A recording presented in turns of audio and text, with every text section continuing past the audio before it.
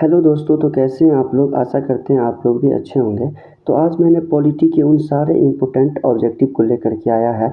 यदि आप इन सारे ऑब्जेक्टिव को देख लेते हैं तो आने वाले एग्ज़ाम में आपको इम्पोर्टेंट साबित हो सकता है। और हाँ, यदि आपने मेरे चैनल में जा कर के सेट ए, सेट बी और सेट 3 को नहीं देखा है तो आप मेरे प्लेलिस्ट में जा कर के उन सारे ऑब्जेक्टिवों को ज़रूर जाके देखें। तो चलिए बिना टाइम को गवाते हुए करते हैं स्टार्ट। पहला क्वेश्चन है कि चार्टर अधिनियम 1813 के संदर्भ में निम्नलिखित कथनों पर विचार कीजिए। ए में है कि इसके माध्यम से चाय और चीन के साथ होने वाले व्यापार को छोड़कर भारत में ईस्ट इंडिया कंपनी को व्यावहारिक एकाधिकार को समाप्त कर दिया गया। दूसरा है कि इसके माध्यम से कंपनी के अधिकार वाले भारतीय क्षेत्रों पर ब्रिटिश क्राउन की संप्रभुता को स्थापित किया गया। और तीसरा है कि भारत का राजस्व अल ब्रिटिश संसद के नियंत्रण में आ गया। देखिए, इसका जो राइट आंसर हो जाएगा, इसका 1 और 2 इसका राइट आंसर है, मतलब ऑप्शन नंबर ए इसका राइट आंसर है। तो चलिए अब अगला क्वेश्चन देखते हैं कि अगला क्वेश्चन में क्या है। अगला क्वेश्चन है कि पूर्ण वीटो के संबंध में निम्नलिखित कथनों पर विचार कीजिए। पहला है, निजी विधेयकों में वीटो का प्रयोग किया जा सकता है। दूसरा है कि इसका प्रयोग लाभ के पद विधेयक 2006 के लिए किया गया था। देखिए, आप लोग इसका उत्तर मिलाइए, इसका आंसर क्या होगा। देखिए, इसका जो राइट आंसर होगा सिर्फ ए, ऑप्शन नंबर ए इसका राइट आंसर हो जाएगा। देखिए, तीसरा नंबर क्वेश्चन है ए और आर में है कि ए में है कि संविधान के 73वें संशोधन अधिनियम के माध्यम से ग्राम सभा को संवैधानिक दर्जा दिया गया। आर में है कि बलवंत राय मेहता समिति की रिपोर्ट में ग्राम सभा का औपचारिक रूप से उल्लेख किया गया था। देखिए, इसका जो राइट आंसर हो जाएगा ऑप्शन नंबर सी, कथन ए सही है लेकिन कथन आर बिल्कुल गलत है। कथन ए सही है किंतु कथन आर गलत है। इसका right answer option number C हो जाएगा। अब चलिए क्वेश्चन नंबर 4 को लाते हैं। आप लोग ध्यान से क्वेश्चन को पढ़िएगा, उसके बाद उत्तर दीजिएगा। पहले क्वेश्चन को समझ लीजिएगा, उसके बाद उत्तर दीजिएगा। देखिए, क्वेश्चन 4 में है कि किसने कहा था कि संविधान सभा अकेले ही देश के लिए एक स्वदेशी संविधान बना सकती है और वह सही मायने में पूरी तरह से लोगों की इच्छा का प्रतिनिधित्व कर सकती है। देखिए, महात्मा गांधी ने कहा था यह बात। इसका right answer option number A हो जाएगा। क्वेश्चन नंबर 5 में है कि भारत के संविधान के अनुसार निम्नलिखित में से कौन से राज्य विधानमंडल की सदस्यता को अयोग्यता का आधार है। देखिए, एक में है कि वह एक अनुमोचित दिवालिया हो। 2 में है कि उसे सरकारी ठेकों, कार्यों या सेवाओं से कोई रुचि नहीं होना चाहिए। और सी में है कि उसे भ्रष्टाचार के आरोप में सरकारी सेवा से बर्खास्त नहीं किया गया हो। देखिए, इसका जो केवल ए इसका राइट आंसर हो जाएगा, वह एक अनुमोचित दिवालिया हो, मतलब ऑप्शन नंबर ए इसका राइट आंसर हो जाएगा। अब क्वेश्चन नंबर 6 में है कि निम्नलिखित घटनाओं पर विचार कीजिए और उन्हें पहले से अंतिम गतिविधियों से कालानुक्रम में व्यवस्थित कीजिए। इस क्वेश्चन को अच्छे से ध्यान लगा के पढ़िएगा। पहले इस क्वेश्चन को पढ़िए, उसके बाद आंसर लगाइए। देखिए, सबसे पहले संविधान सभा की पहली बैठक हुई, उसके बाद प्रारूप समिति की नियुक्ति हुई, फिर उसके बाद भारत के संविधान को अपनाया और अधिनियमित किया गया, और लास्ट है कि भारत के संविधान को प्रारंभ होने की तिथि दी गई। मतलब चौथा, पहला, दूसरा और तीसरा, मतलब ऑप्शन नंबर ए इसका राइट आंसर हो जाएगा। चौथा, पहला, दूसरा और तीसरा इसका राइट आंसर हो जाएगा। क्वेश्चन नंबर 7 में है कि किसी राज्य का राज्यपाल निम्नलिखित में से कौन सा कार्य करता है। देखिए, पहले 1, 2, 3 को पहले पढ़िए, उसके बाद उत्तर लगाइएगा। ए में है कि वह केवल कार्यकारी, विधायी और न्यायिक शक्तियों का प्रयोग करता है। दूसरा में है कि उसे हमेशा मंत्रिपरिषद की सहायता और सलाह से कार्य करना होता है। उसके पास राज्य वित्त आयोग के सदस्यों की नियुक्ति करने और हटाने की शक्ति है। देखिए, इसका राइट आंसर हो जाएगा ऑप्शन नंबर डी, उपयुक्त में से कोई नहीं इसका राइट आंसर हो जाएगा। अब क्वेश्चन नंबर 8 की हम बात करते हैं। तो क्वेश्चन नंबर 8 में है कि सर्वोच्च न्यायालय ने निम्नलिखित में किसे जीवन के अधिकार अनुच्छेद 21 के संबंध में जोड़ा है। देखिए, इसको पहले अच्छे से पढ़िए, उसके बाद मिलाइए। देखिए, इसमें जो आंसर हो जाएगा 3 और 4, मतलब सम्मान में जीने का अधिकार और आजीविका का अधिकार। ऑप्शन नंबर बी, 3 और 4 इसका राइट आंसर हो जाएगा। अब अगला क्वेश्चन नंबर 9 है कि भारत सरकार अधिनियम 1919 में प्रांतीय सरकार के कार्यों को आरक्षित एवं हस्तांतरित विषयों के अंतर्गत विभाजित किया गया था। निम्नलिखित में से किसे आरक्षित माना जाता था। देखिए, पहले इसको पढ़िए अच्छे से, उसके बाद मिलाइएगा। देखिए, इसका जो राइट आंसर हो जाएगा न्याय का प्रशासन ए, और तीसरा हो जाएगा भू राजस्व, और चौथा है पुलिस। मतलब 1, 3 और 4 ऑप्शन नंबर सी इसका राइट आंसर हो जाएगा। अब क्वेश्चन नंबर 10 की हम बात करते हैं। तो क्वेश्चन नंबर 10 में है कि निम्नलिखित में से कौन भारत के राष्ट्रपति के निर्वाचन में भाग लेता है? संसद के दोनों सदनों में से मनोनीत सदस्य, राज्यों की विधानसभाओं के निर्वाचित सदस्य, राज्य विधानसभाओं के मनोनीत सदस्य या फिर केंद्र शासित प्रदेशों के विधानसभाओं को निर्वाचित सदस्य। इसका जो राइट आंसर हो जाएगा 2 और 4 राज्यों की विधानसभाओं के निर्वाचित सदस्य और केंद्र शासित प्रदेशों की विधानसभाओं के निर्वाचित सदस्य, मतलब 2 और 4 ऑप्शन नंबर बी इसका राइट आंसर हो जाएगा। क्वेश्चन नंबर 11 में है कि 1992 के 74वें संशोधन अधिनियम के विशेषताओं के संदर्भ में निम्नलिखित कथनों पर विचार कीजिए। एक में है किसी विशिष्ट राज्य के राज्यपाल यह निर्देश दे सकते हैं कि अधिनियम के प्रावधानों को उनके विवेक के अनुसार संशोधित किया जा सकता है, ये बिल्कुल सही है। दूसरा है कि राज्य विधायिका नगर पालिकाओं द्वारा खातों के रखरखाव के संबंध में प्रावधान कर सकती है, बिल्कुल गलत है। और तीसरा, यह अधिनियम किसी भी नगर पालिका के लिए, ये भी गलत है। 2 और 3 इसका गलत आंसर हो जाएगा। ऑप्शन नंबर ए इसका राइट आंसर हो जाएगा, केवल एक इसका राइट आंसर हो जाएगा। क्वेश्चन 12 में है कि निम्नलिखित में से कौन न्यायिक गतिशीलता शब्द का सर्वोत्तम वर्णन करता है? देखिए ऑप्शन ए में है कि इसका तात्पर्य यह है कि न्यायाधीशों की भूमिका ईमानदारी होनी चाहिए, बिल्कुल गलत है। इसमें एक न्यायाधीश को किसी मामले की सुनवाई और निर्धारण करने के लिए नियुक्त किया गया है, उसे मामले में अलग करना होता है, ये भी बिल्कुल गलत है। इसके अंतर्गत समाज के दलित वर्गों के केस को लड़ने के लिए गैर सरकारी संगठन की आवश्यकता होती है, ये भी नहीं होगा। सरकार के अन्य 2 अंग विधायिका और कार्यपालिका को अपने संवैधानिक कर्तव्यों का पालन करने के लिए न्यायपालिका द्वारा निभाई गई भूमिका। इसका आंसर हो जाएगा ऑप्शन नंबर डी, मतलब 12 का डी इसका राइट आंसर हो जाएगा। क्वेश्चन नंबर 13 में है कि भारतीय संविधान के किस अनुच्छेद के तहत राष्ट्रपति की अनुशंसा के बिना कर लगाने वाला विधेयक विधानमंडल में प्रस्तुत नहीं किया जा सकता है? देखिए इसका जो राइट आंसर हो जाएगा अनुच्छेद 117, मतलब ऑप्शन नंबर ए इसका राइट आंसर हो जाएगा। क्वेश्चन नंबर 14 में है कि पैसा अधिनियम 1996 के संदर्भ में निम्नलिखित कथनों पर विचार कीजिए। देखिए 1, 2, 3 इसको पहले अच्छे से पढ़िए, उसके बाद इसका आंसर मिलाइएगा। देखिए इसका जो राइट आंसर हो जाएगा 14 का ऑप्शन नंबर 2 और 3, मतलब ऑप्शन नंबर बी इसका राइट आंसर हो जाएगा। 2 और 3 इसका राइट आंसर हो जाएगा। अब क्वेश्चन नंबर 15 की हम बात करते हैं। तो क्वेश्चन नंबर 15 में है कि विधानसभा अध्यक्ष के संबंध में निम्नलिखित कथनों पर विचार कीजिए। ए में है कि यह मुख्यमंत्री को पत्र लिखकर इस्तीफा देता है, वह विधानसभा की प्रक्रिया और कार्य संचालन के नियमों का अंतिम व्याख्या होता है। देखिए इसका जो राइट आंसर हो जाएगा केवल 2, पहला जो है यह मुख्यमंत्री को पत्र लिखकर इस्तीफा देते हैं, ये बिल्कुल गलत है। ऑप्शन नंबर बी इसका राइट आंसर हो जाएगा। अब क्वेश्चन नंबर 16 की हम बात करते हैं। देखिए इसको मिलाने की बात आ रही है, सूची 1 और सूची 2 को मिलाना है। इसको पहले आप लोग अच्छे से मिलाइए। देखिए ए में है संविधान का भाग 15। देखिए संविधान का भाग 15 जो है वो चुनाव से संबंधित है, और बी में है संविधान का भाग 16 जो कुछ वर्गों के संबंध में विशेष प्रावधान से संबंधित है, और सी में है कि संविधान का भाग 17 वो राज्यसभा से संबंधित है, और संविधान का भाग 18 जो आपातकालीन प्रावधान से संबंधित है। मतलब ए का 4, बी का 3, सी का 2 और डी का 4, मतलब 4, 3, 2, 1। इसका जो राइट आंसर हो जाएगा ऑप्शन नंबर बी, 4, 3, 2, 1 इसका राइट आंसर हो जाएगा।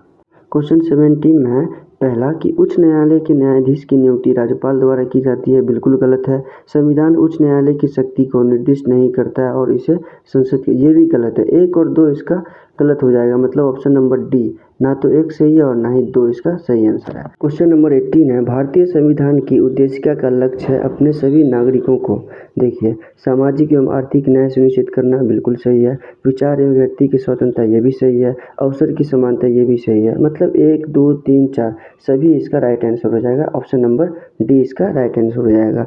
19 में परिसीमन आयोग के संबंध में निम्नलिखित कथनों पर विचार कीजिए। अब तक 5 बार आयोग का गठन किया जा चुका है। आयोग के आदेशों के किसी भी न्यायालय में प्रश्नगत नहीं किया जा सकता है। देखिए इसका राइट आंसर हो जाएगा केवल 2, आयोग के आदेशों को किसी भी न्यायालय में प्रश्नगत नहीं किया जा सकता है। अब क्वेश्चन नंबर 20 की हम बात करते हैं। तो इसमें है कि भारत की न्यायपालिका के संदर्भ में निम्नलिखित कथनों पर विचार कीजिए। आप लोग पहले वीडियो को रोक करके इस पूरा को पढ़ लीजिए, उसके बाद कोट में मिलाइए कि इसका राइट आंसर क्या होगा। देखिए इसका जो राइट आंसर हो जाएगा 1, 2 और 3। 1, 2, 3 इसका राइट आंसर हो जाएगा। ऑप्शन नंबर डी इसका करेक्ट आंसर हो जाएगा। क्वेश्चन नंबर 21 में है कि राष्ट्रपति की वीटो शक्ति के संबंध में निम्नलिखित कथनों पर विचार कीजिए।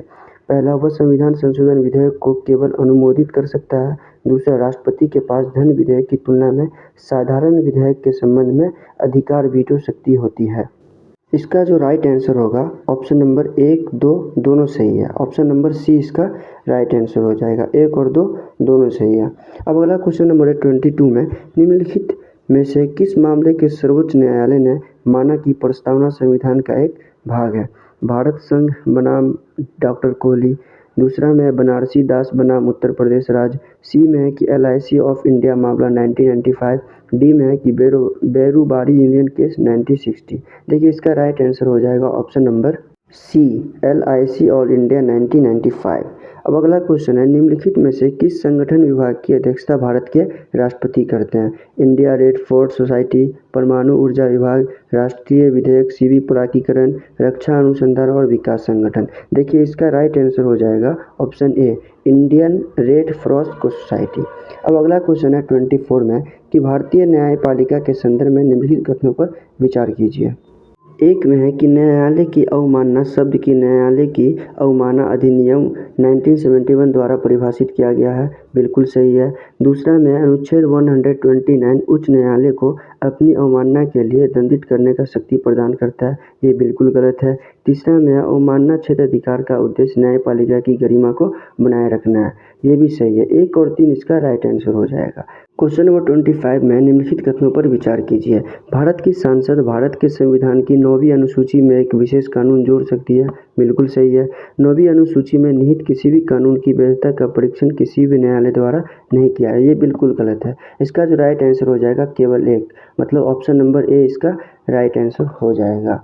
क्वेश्चन नंबर 26 की हम चर्चा करते हैं। तो क्वेश्चन नंबर 26 में है कि न्यायिक समीक्षा के संदर्भ में निम्नलिखित कथनों पर विचार कीजिए। पहले आप लोग इसको अच्छे से पढ़िए, इसको सही से मिलाना है। ए में है कि इसे केंद्र और राज्य दोनों सरकार के कार्यकारी आदेशों की संवैधानिकता की जांच करने के लिए न्यायपालिका की शक्ति के रूप में परिभाषित किया जा सकता है, बिल्कुल सही है। उच्चतम न्यायालय ने अब तक न्यायिक समीक्षा की खर्ची को संविधान की मूल संरचना का घोषित नहीं किया गया है, ये बिल्कुल गलत है। संविधान की सर्वोच्चता के सिद्धांत को कायम रखने के लिए न्यायिक समीक्षा की आवश्यकता होती है। 1 और 3 इसका राइट आंसर हो जाएगा। अब क्वेश्चन नंबर 27 में निम्नलिखित कथनों पर विचार कीजिए।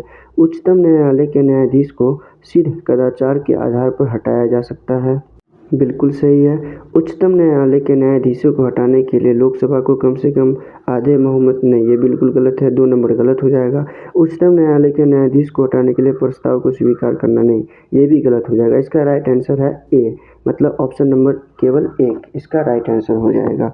ऑप्शन नंबर 2 और 3 गलत है, ऑप्शन नंबर ए इसका राइट आंसर हो जाएगा। अब अगला क्वेश्चन नंबर 28 की हम चर्चा करते हैं। यदि आपको इस वीडियो अच्छा लग रहा हो तो आप लोग इस वीडियो को लाइक, कमेंट एंड शेयर जरूर करें। अब अगला क्वेश्चन नंबर 28 में है कि निम्नलिखित कथनों पर विचार कीजिए, और नीचे में कहा गया है कि कौन सा सुमेलित नहीं है। देखिए आर्टिकल 158, 2002 से अधिक राज्यों के लिए एक ही व्यक्ति के राज्यपाल रूप में नियुक्ति, ये बिल्कुल गलत है क्योंकि इसकी चर्चा आर्टिकल 153 में। देखिए इसका जो राइट आंसर हो जाएगा उपर्युक्त में से सभी, ये सभी के सभी गलत हैं क्योंकि आर्टिकल कोई किसी से मैच नहीं कर रहा है। अब क्वेश्चन नंबर 29 की हम बात करते हैं। उच्च न्यायालय के संदर्भ में विचार कीजिए। पहला, वर्तमान में मौजूद सभी उच्च न्यायालय भारतीय उच्च न्यायालय अधिनियम 1861 के प्रावधानों के तहत स्थापित किए गए थे, बिल्कुल गलत है। दूसरा, उच्च न्यायालय के रीट क्षेत्र अधिकार को बुनियादी ढांचे के सिद्धांत पर बाहर रखा गया है, ये भी गलत है। अनुच्छेद 220 के तहत राष्ट्रपति, ये भी गलत है। मतलब उपयुक्त में से कोई नहीं, इनमें से कोई नहीं, ऑप्शन नंबर डी इसका राइट आंसर हो जाएगा। अब अगला क्वेश्चन नंबर 30 की हम बात करते हैं। तो इसमें है कि नीचे दिए गए जिनमें एक को अभिकथन ए तथा दूसरे आर को कहा जाता है। देखिए इसको ए में कहा गया कि भारतीय राजनीतिक व्यवस्था की प्रकृति में निरंतरता और परिवर्तन का तत्व समाविष्ट है। ऑप्शन आर में है कि भारतीय राजनीतिक व्यवस्था में निम्नलिखित राजनीतिक शैलियों आधुनिक शैली, पारंपरिक शैली और बाध्य शैली के शर्त है। इसको मिलाना है कि कौन सही है और कौन गलत है। देखिए इसका जो राइट आंसर हो जाएगा देखिए ए और आर दोनों सही है, लेकिन ए आर जो है ए का सही स्पष्टीकरण नहीं है, मतलब ऑप्शन नंबर ए इसका राइट आंसर है। क्वेश्चन नंबर 31 में है, अध्यादेश के संबंध में विचार कीजिए। ए में कि इसे तब प्रख्यापित किया जा सकता है जब दोनों में से कोई भी सदन सत्र में ना हो, बिल्कुल सही है।